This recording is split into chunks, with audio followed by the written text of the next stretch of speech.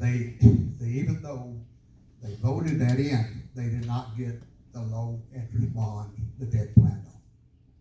So my question is, what are we supposed to do? Are we just supposed to build it? Are we supposed to ask voters again if they really want to build the jail? I'm all for the jail, but I pay taxes up to here. And I don't want to pay the taxes like that anymore. And as far as the jail, you've run jails before.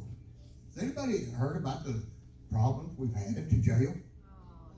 From inmates getting fed pepper spray, inmates getting fed sold drugs, inmate killed in the jail because she was about half never retarded and hollering.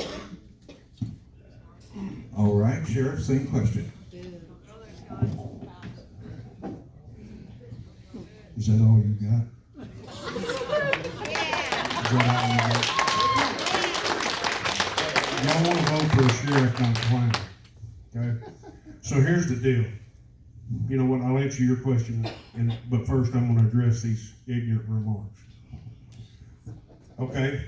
There was an inmate that passed away in my jail. It went to grand jury, had an open inquest, and no telling how many subject matter experts, not fence builders, I'm talking about subject matter experts, came in and said there was no criminal act. She died of natural causes. Okay? That's a matter of record. If we're going to bring records up, I mean, I got a Ranger report in my pocket too that tells a lot of facts. So anyway, Mr. Chairman, will you give me a question one more time, please? Do you believe that we should build the jail or the Justice Center first, if not at the same time? And what are the pros and cons of moving forward with this jail? Okay. Yes, I believe we should build, I guess what we're calling the Justice Center would be the Law Enforcement Center. I believe we should. I mean, our building that we're in right now is very antiquated. We failed our jail inspection last time, not by how our jail is run. It failed because the building is coming down around it. We scrambled and we scraped and we did everything we could to get back into positive light with the Texas Commission on Jail Standards. We did. And as far as the Law Enforcement Center, we're sitting on top of each other right now. This jail was built and this Law Enforcement Center was built back when they went home at 11 o'clock, the deputies, and they took calls from the house. I run a 24-hour day, 7-day a week, 365-day a year sheriff's office. Time, but you do get this next question, all right? And just so you know, some of the questions were submitted online to us by y'all. And I did do this last time, but it's a worthy question. What's the number one challenge in Corio County? His was a rebuttal to your statement. So another rebuttal. So what is the number one challenge in Corio County today? If we're the Sheriff's Department, and what are you going to do in the new administration in order to combat that number one challenge? The number one challenge that I see is competing in a market where I have to retain staff at such a low salary. Okay? Our deputies can drive from Coppers Cove to Burnett County or Coppers Cove to Williamson County. Same distance they drive from here to Gatesville to get their stuff and make $20,000 more a year. Staff retention is horrible. I said it last time. Matter of fact, I had deputies, former deputies in the crowd last time that were there to support me. Staff retention doesn't happen solely by being a good boss. Being a good boss, I can't pay their bills.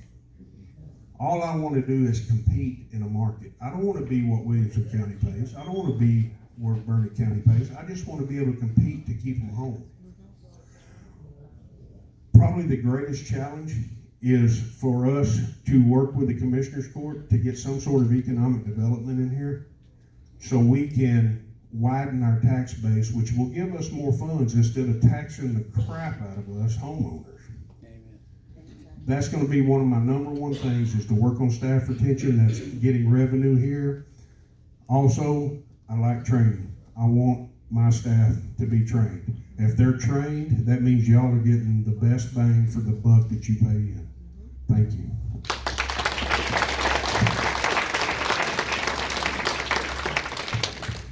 In your opinion, what's the number one challenge for the sheriff's department today in Coryell County? And in your administration, what would you do to combat that number one problem?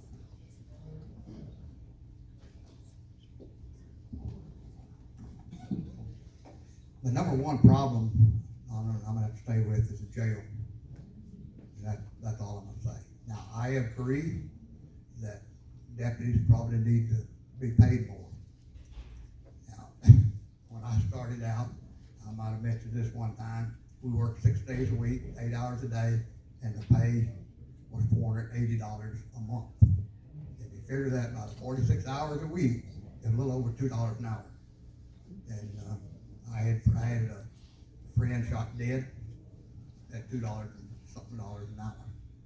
Now, if we can come up with a way to maybe make a few cuts on some of the benefits that they're getting, we might be able to pull it off.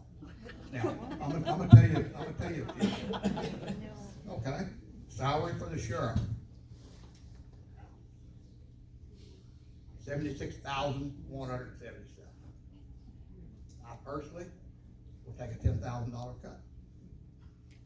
Salary for others, I don't know what they get paid per month.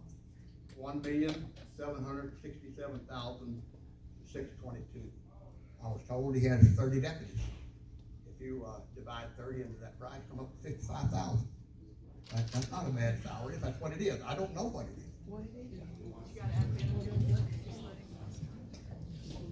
Total salary for the sheriff and deputies is $1,830,000. And that's the certified deputies. We also pay in Social Security, $141,000, health insurance, $480,000. That's pretty good benefit there. Retirement, another $197,000. And I'm not. Hold that thought, because now we get 3 minutes, Madam Timekeeper, for closing arguments, and you're first. Well, I'm not gonna say the deputies don't need more pay, because when I was in law enforcement, I needed more pay too. But we gotta figure out some way to get it. Coryell County is not a rich county, and we just can't afford some of the things. Now, if I'm elected sheriff, and I really appreciate your support, I'm gonna put patrolmen on the roads patrolling. They're not gonna be sitting down here writing citations in city limits of Gatesville and Copperas Cove. I've received several complaints, but I'm out walking around about nobody patrolling around their houses. There's widows and there's elderly couples living out in the county. Never see a patrol deputy. I was at Oglesby, and I was told that they never see a deputy out there unless they're just passing through from one main highway to the other.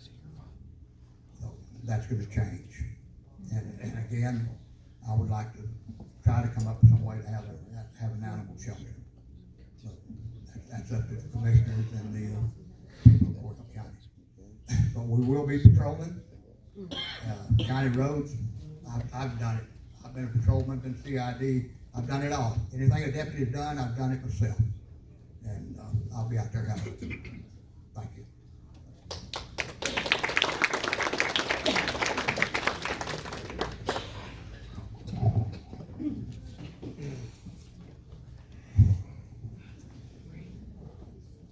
How many people in here have seen one of my patrol cars? How many people in here have seen them daily? Did you see that, Robert? So anyway, we patrol. Y'all know we patrol. Y'all know we answer these calls. Our call volume nearly doubled when I took office. Our arrests nearly doubled when I took office.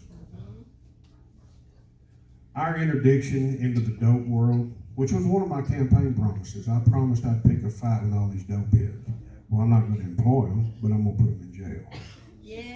That's what I do. Okay? To sit here and be disparaged by a man of this caliber is horrible. I'm not going to do it. I'm not going to disparage you. I ask that you do your due diligence and research both of us. You know what you're going to find about Scott A. Williams? Exactly what he's told you. You know what? I'm not perfect. I don't claim to be perfect, but I'm honest. I have a high level of integrity. I have a high level of morality. And I believe in community service. I believe in public service. You know, talking about being a working sheriff, I got a bunch of deputies back here. Y'all don't take my word for it. Y'all go talk to them. Ask him who's laid on his belly at 4 o'clock in the morning, 22 degrees, behind a sniper rifle because I didn't have one. And they're going into a bad, bad situation. That would be me. Who's the guy out here running interdiction with them? Matter of fact, my lieutenant over there won't even let me in the stack anymore. He's like, Sheriff, you know, you're kind of top of the food chain. You're the final decision. You can't go in the houses no more. So I stand out there on the perimeter, but I'll tell you, I've missed 2 raids. One, I was out of town getting better training so I can better serve each and every one of y'all. And the second one, I was laying in the hospital a day after I died doing this job. I'm not going to tolerate listening to some people sit here and try to tell you how bad and horrible it is, because it's not. If you want to know the truth about the Coryell County Sheriff's Office, don't ask me. Don't ask him.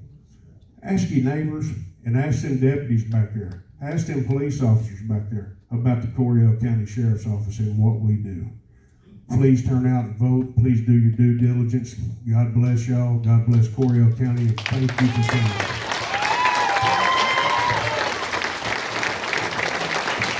All right, your pitch for the Coryell County Sheriffs, Mr. Roger Hammock and Sheriff Williams. Thank you very much, gentlemen.